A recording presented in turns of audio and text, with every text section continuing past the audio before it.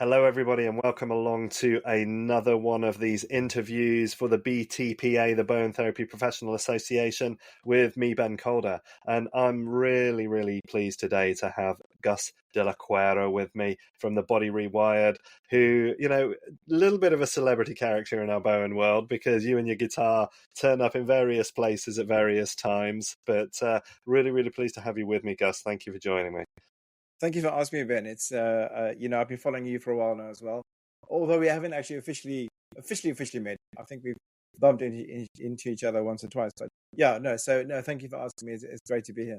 Yeah, I think the last time we had a ships in the night moment was at the Bowen conference, which I think would have been about 2018, wouldn't it? Around there, 2017, 2018, I think. Yes. Yeah, Yeah. No, sure. it was just because you were actually a speaker there, weren't you? That's right. Yeah. I was sharing a bit Yeah. about So integral theory and qigong and that's various it. bits Yeah, there. yeah, So yeah, yeah, that was a good one. yeah.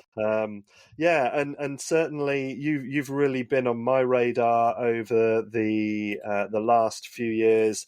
Uh, just because the lymphatic work, which I find really interesting, that's been a cornerstone of stuff that you've been doing. B, the Vegas work, which is I think some of the stuff that you're probably most popular for, certainly on social media, where you've produced a lot of really, really good information. And so anybody that hasn't checked out Gus's work, especially via Instagram, there's a lot of really, really good stuff in there. And also I see you're moving into the functional medicine, the immune system work as well, and that being a really key part of a program that you're now developing, Reset 101, that's available via your website. But we're going to get into that a bit later on. Sure. But I want to, you've got a history going back over 35 years, bodywork and various things. But I'd really love, especially for anybody that's maybe not come across your work before, first of all, tell us a little bit about how you got to where you are today, what got you involved in physical therapy, and what your introduction is to Bowen as well. Yeah, I mean, yeah, 35 is a long time. I know, I look 25, but yeah, it's about that amount of time. So you can be forgiven. No, so my interest originally, really, my favorite subject is still used to be biology. And so my brother used to be at that time into bodybuilding as well. I'm talking sort of late 70s, early 80s. And so your big brother does things and you sort of get interested in what they do as well. So I got into the fitness side of stuff. That was my sort of original introduction to the body and how the body works and function, anatomy, etc. So I was still in school, really up for that kind of thing.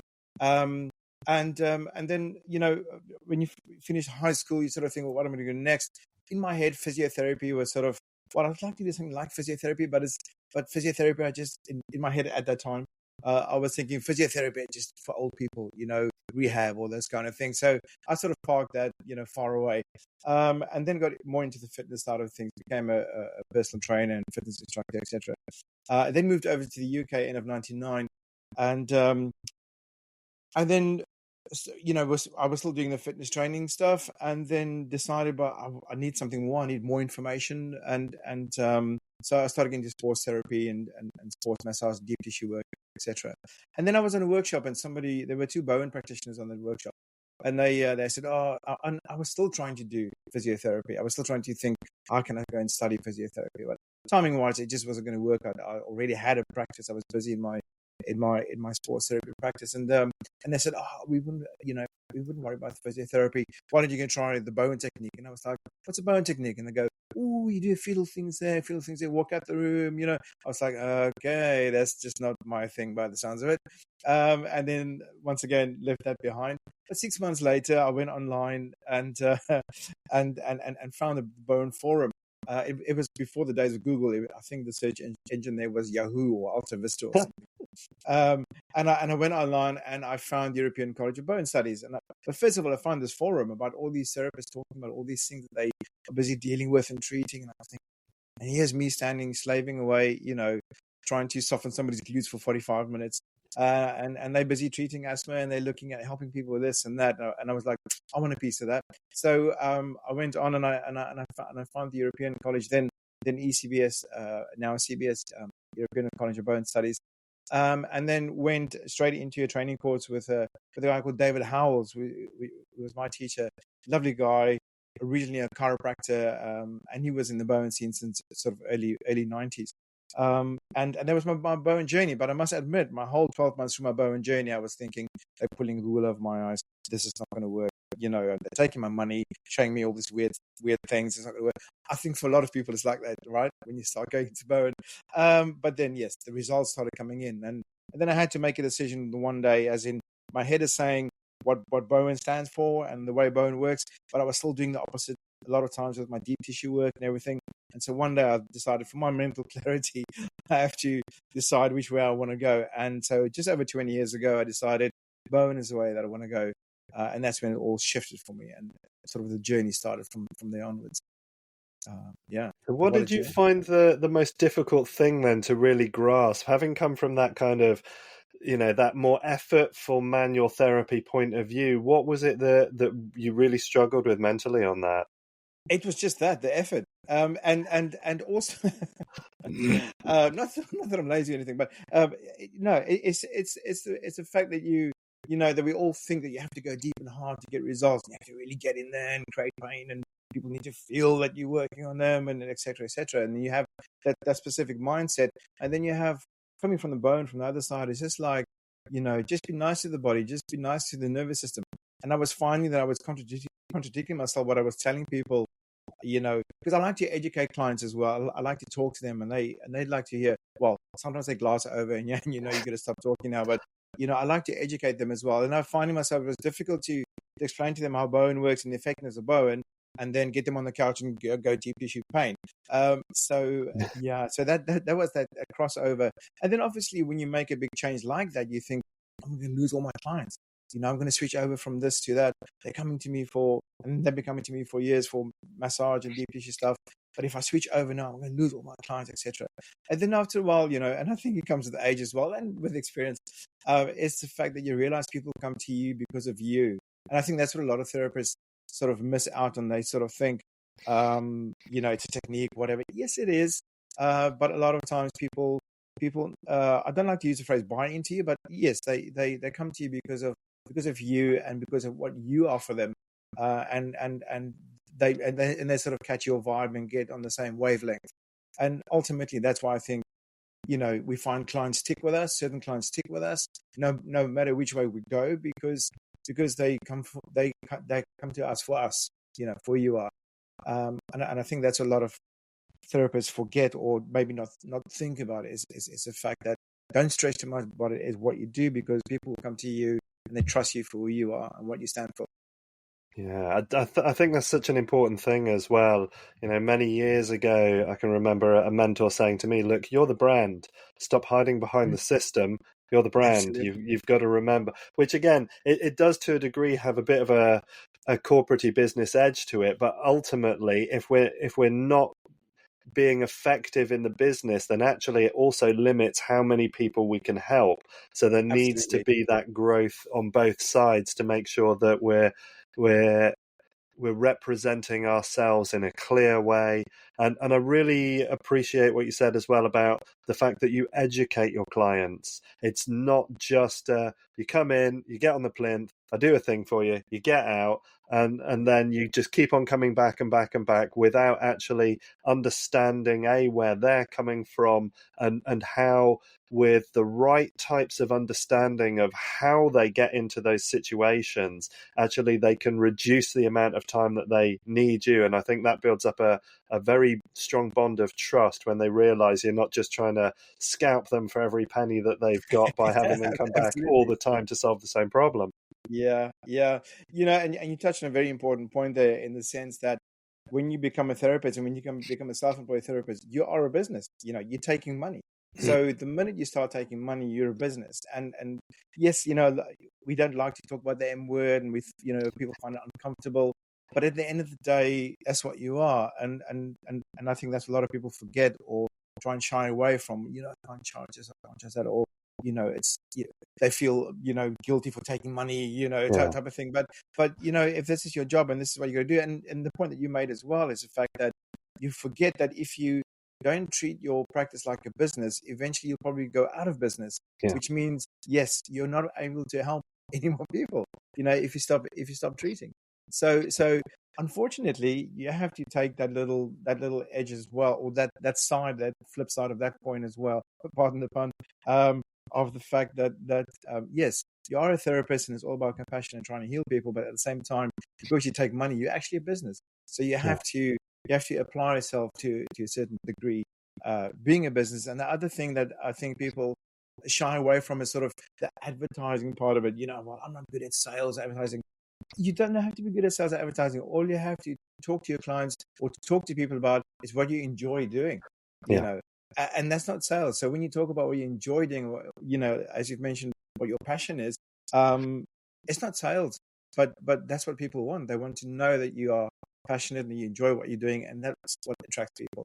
yeah, So it's not about sales. You don't have to think that you're trying to sell yourself. Just tell yeah. people what you enjoy doing. You know. And I think as well, it's easy for us to forget that to even become qualified, we've often spent thousands of pounds and God knows how many hours dedicating ourselves to developing those techniques and skills, to Yeah, yeah, understanding ourselves on that level as well. And that's not a small investment. So for there to yeah. be an exchange back from that is actually okay. Yeah, exactly. It's that little meme that goes around. You're not paying me for my time. You're paying me for my investment and my expertise that I've invested X amount of money and time in. That's what you're actually paying me for, not for that Yeah, 45 minutes or 1 hour that you have me there. yeah. So yeah, yeah, And it's interesting as well that in your kind of own development away from that kind of heavier sports massage, part of which is mindset, one of the things that has stood out to me just this last couple of weekends, I've been away working at the Eden Festival, the Soul Revolution Festival, I sharing saw that. Bowen Yeah, with people. And there's been Thai massage practitioners there, both traditional Thai and some of the kind of the adaptations in there. And I've treated people, we've kind of done exchanges because I'm always curious as well to experience other people's perspectives and oh, of understand their course. way of Yeah, looking at stuff. And yeah, one of the things that kind of really twigged to me is that I think, and again, anybody that's listening to this, please feel free to correct me in the comments. But there is a mindset within the Thai of working hard is important. So mm, to try and give them a method that was so gentle and so effortless, like Bowen, I don't think it culturally would have worked because it's yeah, too easy. And so yeah. I wonder sometimes how much that mindset of you can only get something worthwhile if it takes a lot of effort and there's a lot of pressure is something that's kind of undermining in some ways the way that we approach bodywork. Yeah, absolutely. And it's not just from a practitioner point of view. Clients have been brainwashed that way as well. So people will come to you expecting the fact that you need to get in there. How often do you treat people and they get up from the couch and they go, oh, what was that? Type of thing. And then obviously the results come after. So, but yeah, your clients as well. They've also bought into that whole theory of no pain, no gain type of effort. So yeah, and it's all really just about the way that you talk to the nervous system. And I always Yeah, say you don't have to shout at the nervous system. If anything, if you shout at the nervous system, nobody likes to be in a conversation where they're being shouted at. Which is what you enter when you start treating somebody. Your body is actually entering a conversation with the body on the couch, and if you just start laying into them, you're actually shouting at the nervous system. And like I said, nobody likes to be shouted at, so everybody wants to be heard. And so there's that two-way conversation of you give the body as much, allow the body, or get the body to allow you to go in with your hands-on work. But if the body doesn't want you there or doesn't, give you that feedback of allowing you in, then you back off. So yeah, yeah, it's this whole brainwash thing that yeah. that's been And going I, on for decades. and I think conversation is a beautiful way to frame it as well. It is a dialogue. And I think that's the difference. I often describe the difference with massage is that often it's like somebody who's constantly talking at you and telling you Exactly. what they think, Not but they're and they're not not giving interested in yes, listening. they're not giving you a chance to talk back.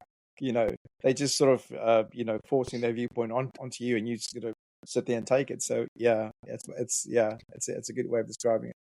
And I think we often underestimate as well because of the amount of filtering that the nervous system does with information, we forget Yep. how much it's taken in. And for Yep. years, I've said to clients when they come in the room, do you know that within seconds of being in here, you knew how many colors were in the paintings, how many slats were in the blinds, you know, where the safest place in the room is, which is always where I Yep. sit, of course. You know, it Yeah. picks up all these details, but all Yeah. it says to you is like, there's the chair, sit there. You know, but it's Yeah. filtered all of this information down to just the bare minimum that you as the kind of the glorified passenger of the system need.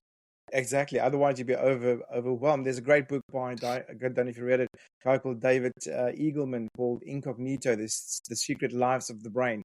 Mm. And and the whole book is about him telling stories and, you know, quoting references and his studies, etc., about how we live in the subconscious, and 95% is subconscious, and things don't happen by accident. Your body and your vision and your brain actually picks everything up, just like you said, and you thinking that you're responding to a situation because of you clever and you've, you know, sussed it out, but you haven't. Your brain is running on pre-programmed things that it's already picked up without you realizing that it's actually picked that up. So yeah, that's a great book. That Yeah, and what I'll do is I'll find a link for that book as well, and I'll stick it in lovely. the description below, so that if people Yeah, want to find that, they can take a look. And this is one of the things I love about these conversations is that, you know, yourself and all the other great teachers that I've been speaking to over the last couple of months, you've all got these vignettes of information, these things. I love the fact that there's such a degree of humility that we know that we're all standing on the shoulders of giants and we're moving further up, and later yeah, on people are going to stand on our shoulders, and things are going to continue to kind of evolve and emerge. And I think that's such an important part of what we're doing in the education within Bowen.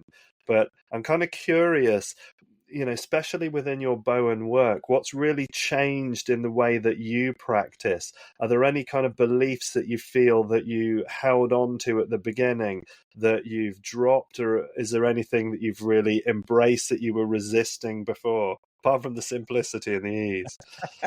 you're gonna get me into trouble now, aren't you?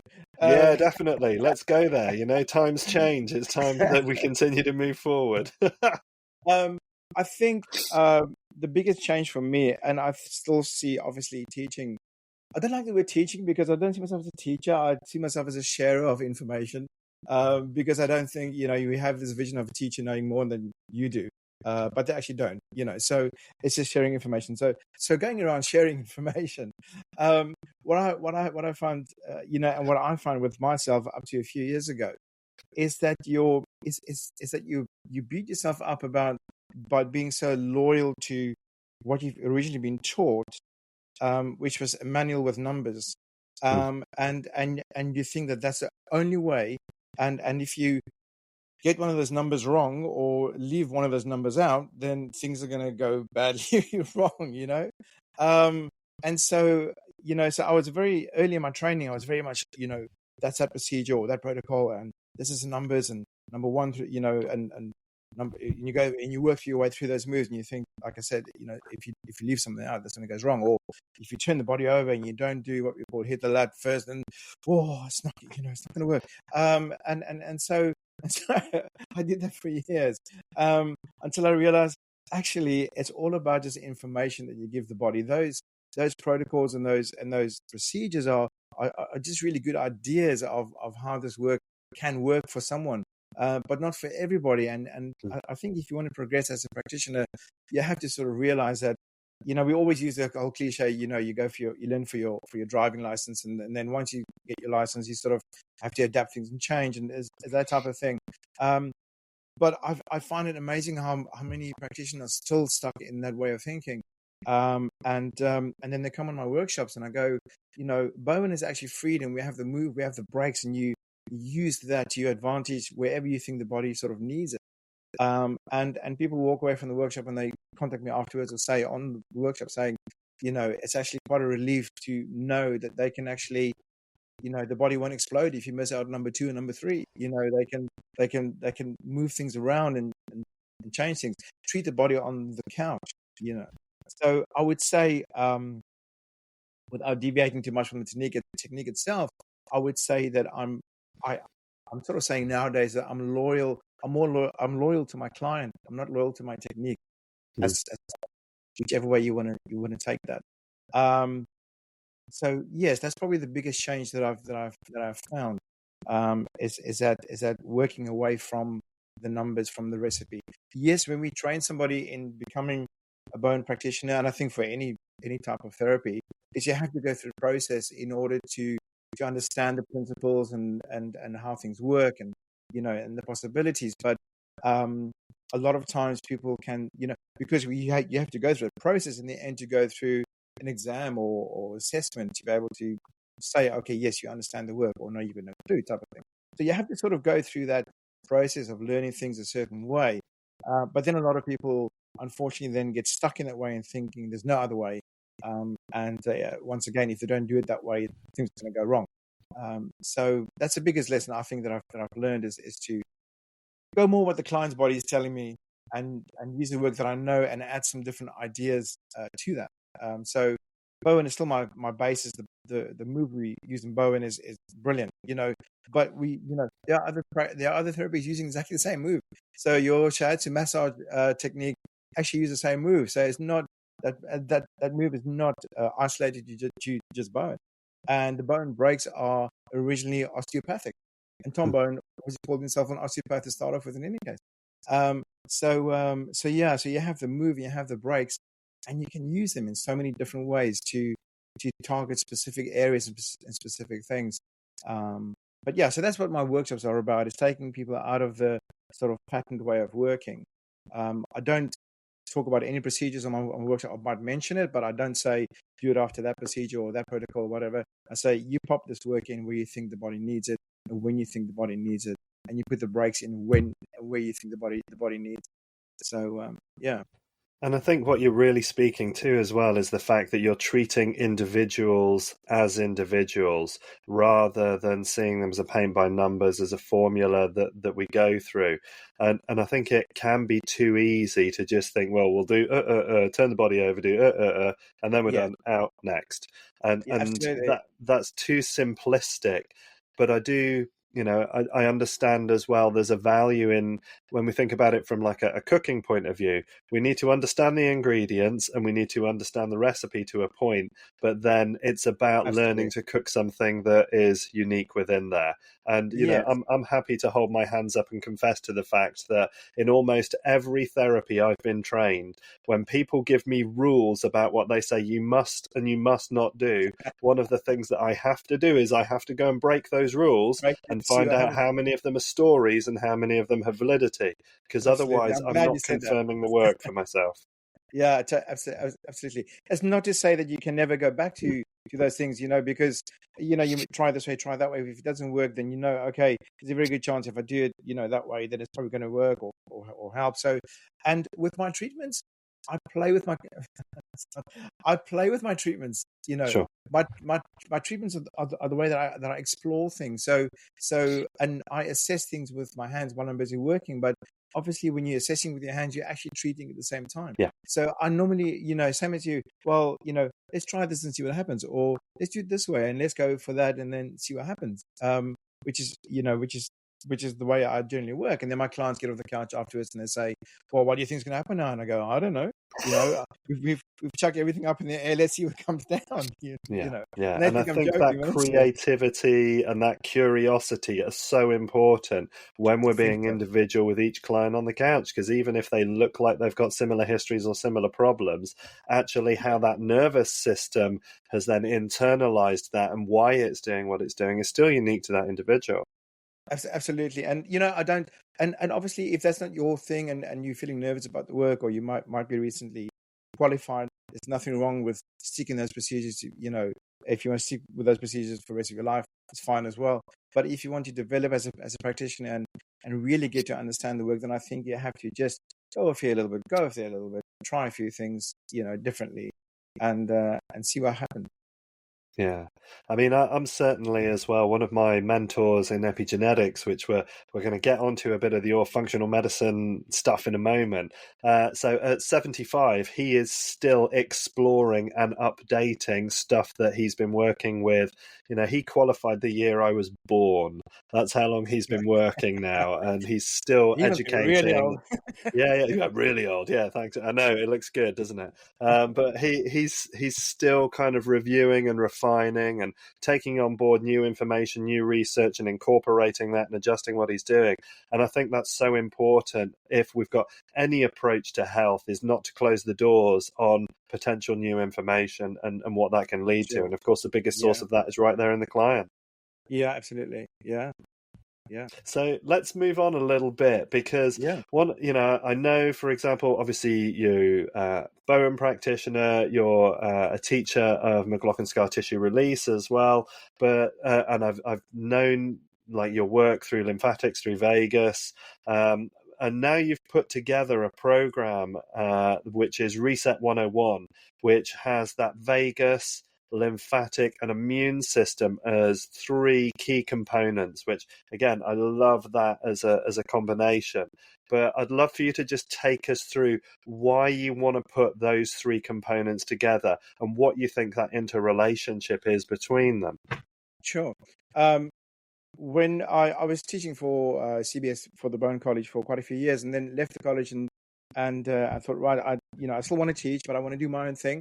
And so I teamed up with my friend and colleague Paula S. And after we both left, and we obviously, with the Bowen work, we know that we definitely, there's definitely a parasympathetic response in there. So i.e. your vagus nerve is getting activated big time with the way the treatment works. But also Bowen is really good for assisting lymphatic work. And so lymph was the first avenue we sort of went into. Got involved with the lymphedema training academy as well. And so we brought out the lymphatic Bowen workshop, which was a 1-day workshop. And then I wanted to go further into that, and Paula wanted to do a few things. So we sort of went our separate ways, still best mates. But yeah, so I then took the Bowen the lymphatic work to a 2-day workshop, incorporating more work obviously into that workshop.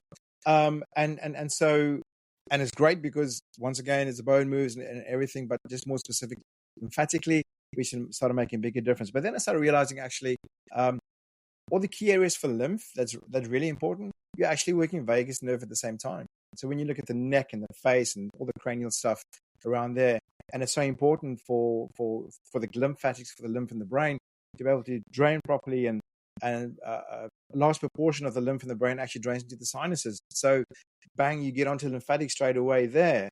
But trigeminal nerve is there, and in the brainstem, your trigeminal nerve hooks up to your vagus nerve in the brainstem. So what happens in trigeminal happens in vagus, and what happens in vagus doesn't stay in Vegas. So that's a big combination of all of a sudden that when you start working lymph, you're actually working vagus as well. And when you go down, which you don't really cover as part of training generally, is all the visceral stuff, all the abdominal work, and it's so important. But so important lymphatically, but once again, your vagus nerve wraps all the organs. So as soon as you start working lymphatically around the visceral area and abdominal area, you're stimulating vagus at the same time. So those two areas sort of started. So I was running originally a separate course for 2-day lymphatics and 2-day vagus. And then I started getting into the functional medicine side of stuff. And then I realized more, or became more aware of the fact that when you're doing body work, you're actually triggering the immune system at the same time. You can't help but do it, as soon as the body needs to read information from thoughts, from touch, vision, hearing, etc., those things will trigger an immune response within the body. So, and your vagus nerve is your anti-inflammatory nerve and an immune system regulator, and your lymphatic system is a transport vessel of your immune cells.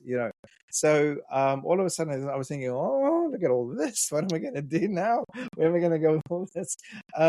And so so when I started getting more into the functional medicine side of stuff, I thought, right, so you can actually start putting some of this work together, and you can actually So my Reset 101 workshop, and I've brought on a mentorship now as well.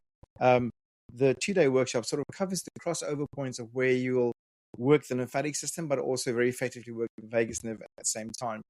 And then a part of the workshop is actually introducing people to a fairly sort of unique way of looking at functional medicine in the body. And I think we had a chat about that a while ago via Instagram about TH2 and TH1 stuff. So I got introduced to the work of Dr. Stuart Gillespie. I got interested in his stuff via Perry Nicholson's Stop Chasing Pain, because he treated Perry Nicholson, and got involved with, got into Stuart Gillespie stuff, and then did a mentorship with Stuart. And Stuart's work is all about your TH systems, and you'll be able to see where your clients are stuck. So I don't want to get deep into it, but the innate immune response, and then you have the acquired. So when your innate immune system can't cope with stuff, then it will call on your acquired or adaptive immune system to start helping out.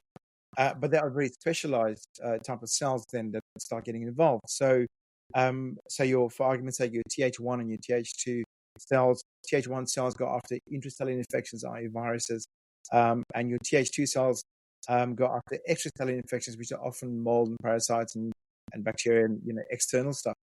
And people will display specific type of symptoms depending on which acquired system is busy running. And so all of that's together. So what I do in Reset 101 is on the practical side, go over all the work that covers lymphatic and vagus at the same time: head, face, neck, sinuses, drainage, lymphatics, but also the visceral stuff, and then introduce people to certain TH2, TH1 type of immune responses and how to recognize those in your clients, and possibly what you can look at sort of helping them with. So that's how Reset 101 came about. Beautiful, beautiful. And what kind of insights are you noticing that your students are having as they're putting this work into practice? What kind of changes are we seeing in those outcomes? When you start teaching or when you start sharing this information and do these workshops, you're always thinking, sort of imposter syndrome, how much is this going to help, because I'm using it and I'm doing some stuff with it, but how other people receive it and what's going to happen when they go out and use it, are they going to see results? And it's been really great, the feedback from students, the extra options they now have, looking at, clients coming in and what they're presenting with. And especially from the immune system work, when you go to workshops and you get light bulb moments and you think, oh, that's going to help that client and that's going to help that client, and or maybe yourself, because when you start looking at all these things, you actually look at yourself at the same time. And what am I doing with my life, with my body, with my health? And so people are seeing great results in being able to recognize things more, but from a hands-on point of view. So the immune system work is fairly new now. I've only brought this in this year, really, towards the end of last year.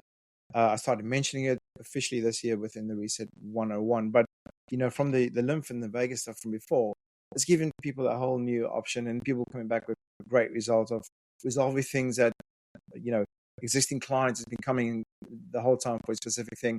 Now, all of a sudden, they have a new angle to treat them with vagus lymphatic, and it's made the difference. And then with the immune system work now as well, is once you see the immune system work, once you see it, you won't be able to unsee it. So once somebody is stuck in a TH1 response where they have joint aches and pains, they have reoccurring injuries due to TH1 cells are catabolic, so will break tissue down to get to viruses. So you have reoccurring injuries in your TH1 people. TH1 people are not allergic to anything, because being allergic to something is a TH2 response.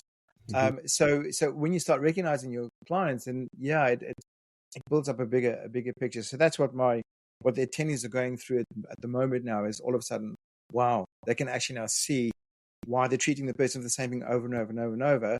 And it's not actually musculoskeletal problem, because as you know, once things start going on for too long, immediately there's an immune system issue. Well, there's immune system response with any type of injury, being it acute, but especially chronic.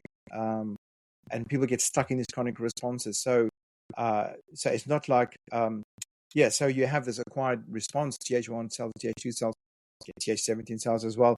You have these responses by the immune system, but what will happen often is people will get stuck in that response. And you can pick up those responses from childhood, that people get stuck in that acquired response and not being able to get out of it.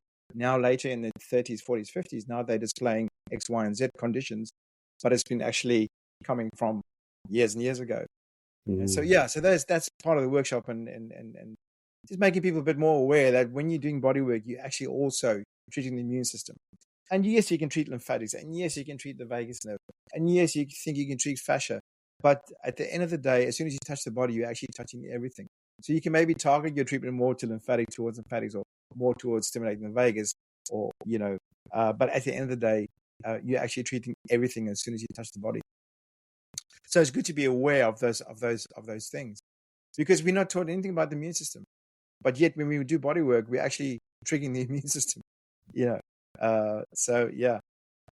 And I think it's really important as well. I mean, again, I think for especially Bowen practitioners and students listening, I think one of the big takeaways within what you're saying as well is the fact that if you're not getting the results that you expect to, don't think it's because the work you're doing is not good. It's just that maybe the picture is more complex. So the devil's advocate part of me also then is curious, because you're talking a lot about being stuck in responses there, is also curious then about adding the emotional side into that, which is something that within the epigenetics work that I do within kinesiology and that functional kind of nutrition work in there, we also kind of highlight the fact, well, sometimes those patterns are in there because of emotional cause as well, and 100%. that often will need support in there. So is that something that we might see when we get to Reset 202? Are we going to have a fourth dimension in there as well, do you think? Reset 2002. Yes, I mean, emotions you can't rule out, obviously. So we sort of touch on the insular cortex stuff as part of the vagus work, and how the insular cortex is involved with putting it all together, including your emotional side of stuff, and how when your brain can't deal with the emotional type of things, it will then kick it out somatically, and you'll feel it as your back pain, and you feel it as X, Y, Z.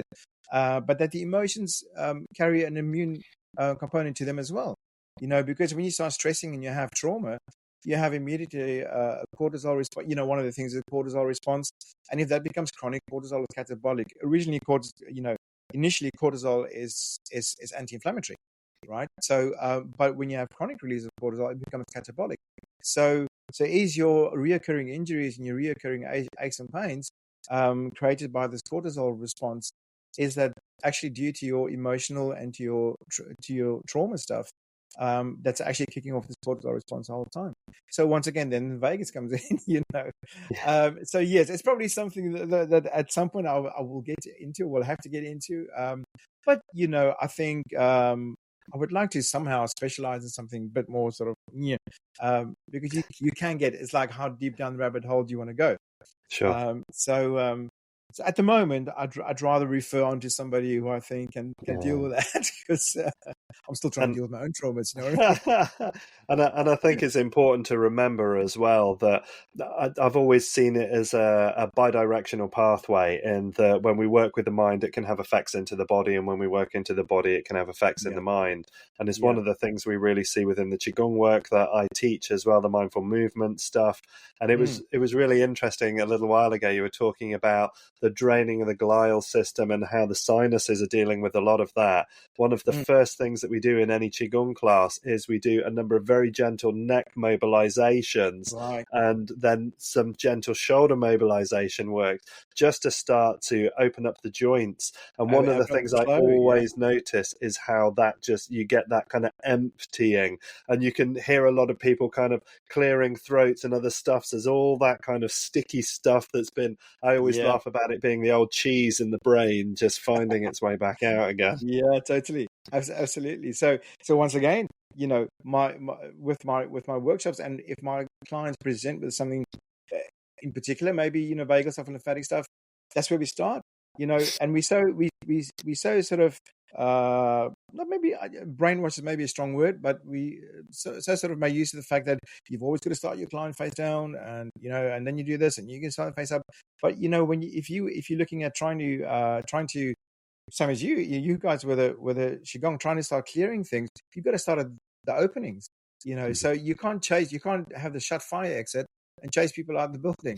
The fire exit has to be able to open up. So we often will start with clients face up, open the exits first of all, and then you start working away from the exits. It starts sort of clearing that way.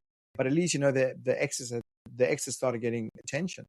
And the point that you made as well is the fact that often people think, oh, I did something wrong, or it's me. You can't touch the body and not get a reaction from the body. It's not how it works. It's not how we wired. As soon as you touch the body is listening. The nervous system is paying attention. Everything is starting to get hyped up as soon as you touch the body. So people should never worry that what I'm doing is wrong, or it's not working. I'm doing something wrong. You start creating reaction from the body the minute you touch the body. Maybe it's not the one you want or that you're looking for, or that your client's looking for, but there will be a reaction. And the body you treat today, if you take that same person a few days later and do exactly the same treatment, they can have a totally different response to exactly the same treatment, the same body, because the body that's lying on the couch today is a different body lying on the couch tomorrow.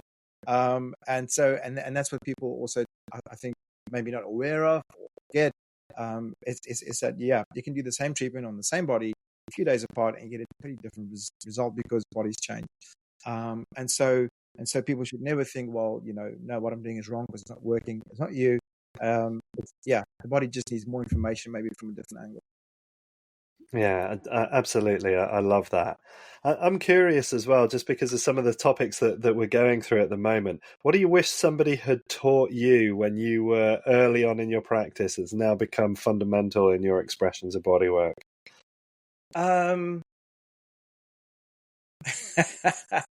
To be gentle and to listen. Sure. Yes, I think, my from a gentle point of view, as in touch wise, my touch I think is still fairly strong-ish compared to a lot of bone practitioners, but I tend to, me personally, I don't like pain. I went for a treatment yesterday, and I asked. I actually went for a nice relaxing massage yesterday. Actually, I just felt like I needed somebody to rub oil in me and just make me chill. Have the smells and that type of thing. I normally swap treatments with another bone practitioner, so that's fine. But I thought I actually just need to lie down and not think of anything and just chill out. And then asked her, would you mind not going too deep or too hard because I don't like pain. I'd like to I want to relax into it. I don't want to brace myself. Yes, so I wish I knew about those kind of things, but it's just the way you learn. Everything's it's cliche, but everything's a journey. So, but definitely, I think just hanging back a bit pressure wise, and just listening as well, listening with your hands, listening with your ears and your eyes when your clients talk to you. But everything's a learning experience, so it's sort of easy to use hindsight and say, I should have done that or should have done that. But Sure. there's a guy that I follow on Instagram, Peter Crone. I don't know if you've seen him come through. No. But he's always saying, that it couldn't have been different because it wasn't, because it isn't. So yeah. Beautiful. And I think another really interesting point that you put into that as well is the fact that there are different treatments for different purposes. So I'm 100% with you. Every once in a while, I love to go for a nice pamper and just have something that, nice low lit room, soft music, nice oils. Absolutely. Just it's a different type of nurturance into the body. Every once in a while, I quite like to go for quite a strong Thai process as well, because there's something about somebody treating me like a rag doll and pulling me around a little bit that only Thai massage can do. But I don't expect that to do the same kind of clinical correction that I would seek if I was going for a Bowen treatment, for example. Absolutely, yeah. So I like to go for massage. I still would like to experience somebody walking on my back, one of those type of Thai massages, because I should get my kids to walk on my back. Obviously, they're too big now, so we stopped that. So I think it's easy to get caught in that sense of guilt of I'm this type of practitioner, so I should only go to that type of therapy, and so I can't do that. Ooh, I mustn't tell anybody to come for a massage, or because I'm a bone practitioner, or maybe go for osteopathic treatment or whatever. It's whatever you think and you feel your body need. And sometimes your clients will come to you and say, that you haven't seen them for 2 or 3 months, and they say, I went to see a chiropractor last month, or osteopath, or whatever. And you go, oh, well, it's their body. They can do what they want. They come to you for what you do, and they still come to you, and because they appreciate what you still do for them. So, yeah.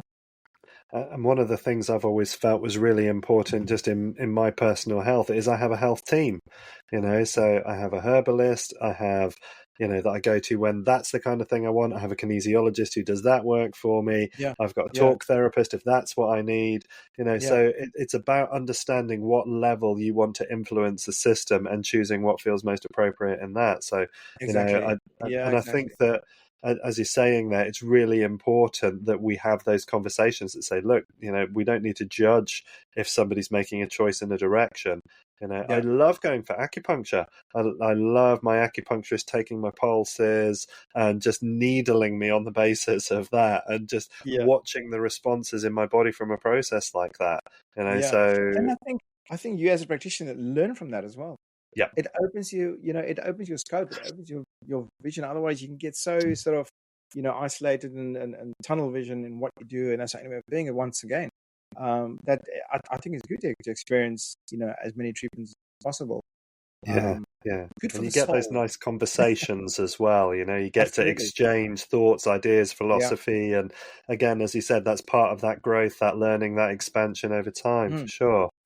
So I'm curious then as well, as we're kind of into that space, where do you see kind of manual therapy such as Bowen evolving in the next 10 years? When you're looking at who's teaching, what they're sharing, the approaches that they're using, what kind of stuff are you seeing as kind of that evolving edge, aside obviously from Reset 101? I mean, there are many practitioners, many Bowen tutors teaching many different things, which is great. So you got, Graham Pennington stuff, and you have, there's loads of them, showing you different things, which I think is the way forward always. Once again, because you broaden your horizons, just thinking what the manual originally said is what you need to stick to, type of thing. So yeah, it's difficult, because Bowen obviously been going for quite some time. And I think, unfortunately, what's still happening is this big divide and this big, all the politics and everything involved in that. And I think, to an extent, that's definitely holding it back.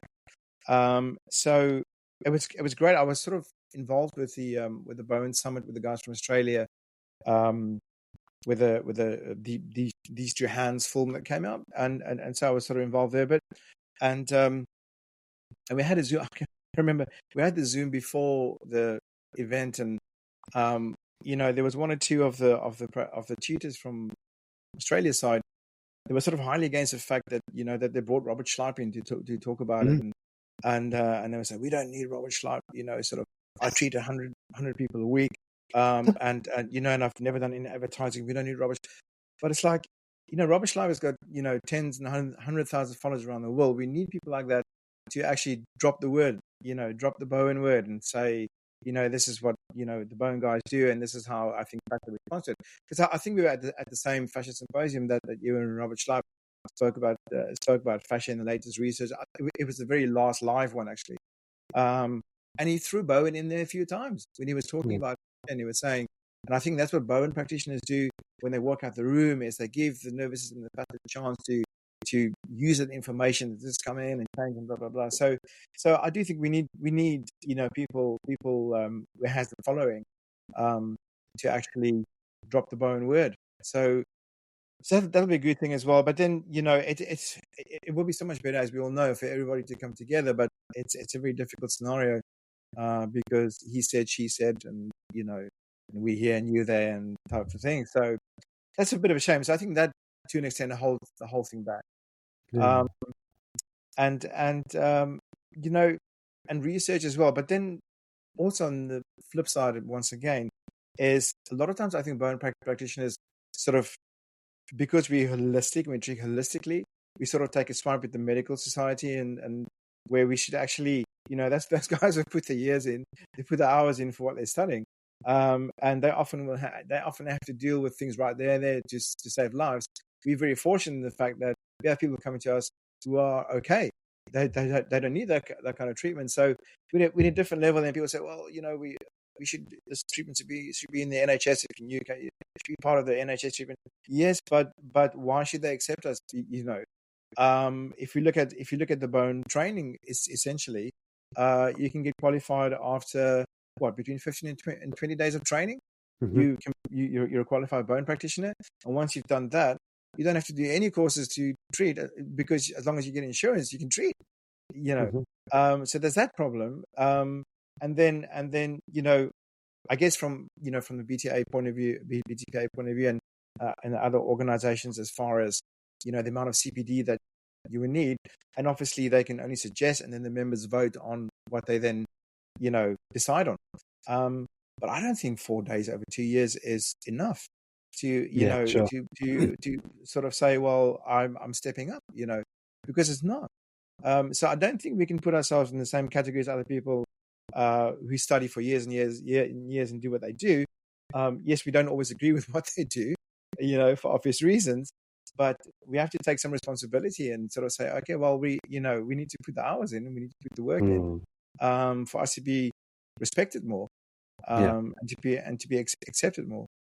So, and I think you make a really valid point about that willingness to be in the room with each other, have conversations with each other, understand each other's point of views.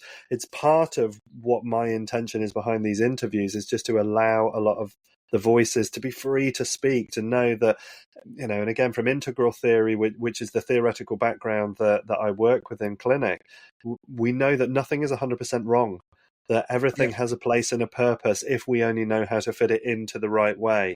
And rather than holding some kind of elitist or superior stance about things, it's having enough humility to be able to say, well, this is what I do and this is what I understand, and I'm interested in what you do and what you understand.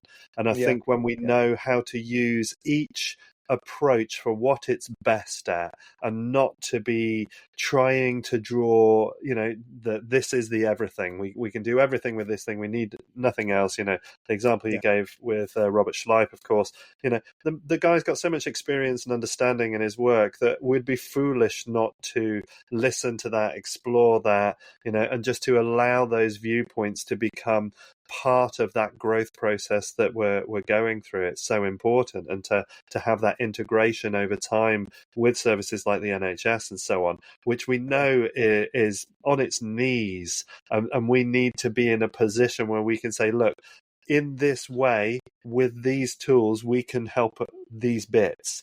Can that be of service to you, and how can we integrate that with you? And like, as you say, Paula, who you mentioned earlier, the work that she's done with the Northern Integrated Health Practice, and her willingness to engage.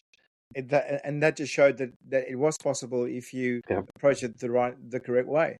So no, absolutely. But we'll get there, Gus. We'll get there. We're gonna keep on doing it. We're gonna keep on doing it. I'm curious to finishing line. Yeah. Maybe not tonight, but we'll get there. We're on it. And again, people like yourself who are more open and who are more willing to listen and take bits on board without. And I think it's that it should only be done this way approach that is causing the harm. And, again, as we start to move through that and grow from that, as daft as it is, some things can only happen when some things die. So, it might take a little bit of time before we get into certain places, but we've just got to keep on being true to what we're doing and keep on speaking up. And I think we'll get there. But as an almost final question, penultimate question, I'm curious about what you think we should be exploring in body work that isn't being given enough attention. Oh, that has to be the immune system. It has to be in the immune system. We know, as you know as well, when people come to us nowadays, their problems are systemic.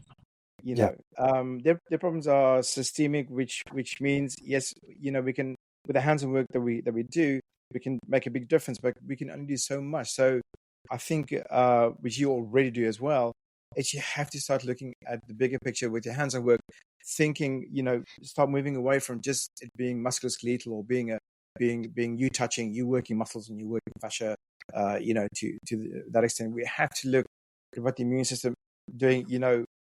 I can remember when cancer was 1 in 9. Cancer is 1 in 2 now. Yeah. Autoimmune diseases are on the rise. All these things are just going up and up and up, and becoming more sort of there in your face. So I think as body workers, we need to start looking a bit more on what we can help our clients from an immune point of view, because it's these problems are systemic now, and they're not going to go away. And we need to know a little bit more about it's just basic stuff that I just touch on the Reset 101 and the 8-week online mentorship, which I go in a lot more detail with. But just simple gut health things. Simple things on how to, I don't want to use a V word, but I'm going to viruses. Viruses. But how to, we'll never get rid of viruses, but how to play them a little bit, how to try and contain them a bit. Just things like that. And my other big thing is mold toxicity as well, which is so rife, but we don't know it because we don't know what we're actually looking for. But almost every third client or fourth client that I speak to and start asking the questions, there's some mold toxicity involved there. Just simple things, it's just really good to know a bit more about those kind of things, and just general lifestyle stuff as well. Which I think as hands-on therapists, we have the opportunity to help people there and then, and to change things big time for them, because they don't know. And as we know, from a medical point of view, it's not really their thing, so they're not going to look at that. It's very much a symptomatic treatment. So we have the ability for people. We have the hour. We're not a general practitioner. We have 5 minutes, so we have that luxury of being able to talk to somebody for an hour, or however long your treatments are, where you have time to speak to them and actually delve a little bit deeper and say, maybe we can try this and that. So I think we're in this great sort of opportunity where we can need to know more about those kind of things to help people a bit more, because they're not going to get help anywhere else. Yeah, sure. And I think you're absolutely spot on with that, wanting to understand the immune system better. And one of the questions that I often put to clients is not, the pathogen that we see as the potential problem, but why are you susceptible to it? What is it that's either in excess or deficiency in your system that prevents your immune system from adequately dealing with whatever it is that's encountering? And we know from the thing that happened the other year that most of the people who had serious and chronic cases were so severely vitamin D deficient that their immune systems just weren't able to function. Something so simple, so easy that we can deal with. And yet those are things that are being overlooked because, certainly from a mainstream medical point of view, they're just not financially lucrative. So exactly. Yeah. And also knowing that your acquired immune response, when things becomes a bit tough, the pathogens and things that our body has to deal with, and switch over to acquired response, that acquired response is not going to stop until the problem is solved that it's trying to fight. And so it's like the Terminator. So your T cells are in a positive feedback loop. In other words, they won't stop until the problem is dealt with or controlled. So so all those little things, and like you say, what people are deficient in, etc., etc. It's like, it helps to know those kind of things, because something simple like that can make a massive difference. Yeah. Beautiful. Thank you so much, Gus. It's been, we're nearly at the top of an hour on top of that, so it's been a wonderful discussion here with you. I've really enjoyed that. For people that want to learn more about you and your work, where's the best places to send them? And we'll stick some links to that in the description. The best place really is, if they want a bit more information on what my courses cover, is to go to www.thebodyrewired.com. That's the website, and obviously, and then they can follow me on Instagram at The Body Rewired, and my Facebook business page as well, from a Facebook page, The Body Rewired as well. And I keep on throwing things in there so they can follow me. Just daily tips, things that they can help themselves with, things that, if you're a practitioner, that you can apply to your clients. But those are the places where I tend to hang out: Instagram, Facebook, and then the website for more details as well. Brilliant. Thanks, Gus. And I can highly recommend his Instagram. Absolutely. Always full of really interesting stuff. Really enjoy seeing your content there. Gus, really appreciate your time today as Thank you well, very much. and look forward to seeing you in person again soon. So, Absolutely. And one day somebody would have to interview you as well, because you need to put on the show as well, no, right? that's not going to happen. That's Absolutely. No, fine. I think it's probably not. I think I'll speak to PT Bay and I'll volunteer for that and give you an interview. I Brilliant, think it's needed. brilliant. Thank you so much. Okay, great. Brilliant. Thank you, Thank you, Ben. Thank you everybody, very for much. your time and attention as well. Thank you for listening into the interview today. If you want to learn more about the BTPA as well, you can find details on our website, bowentherapy.org.uk, where we've got information about finding Bowen practitioners, training, all sorts of stuff in there. So you can always check into bowentherapy.org.uk. And thank you for everybody for your time. Take care. Look after Thank you, yourselves. everybody. Stay Thank you well. very much. Thank you, Ben.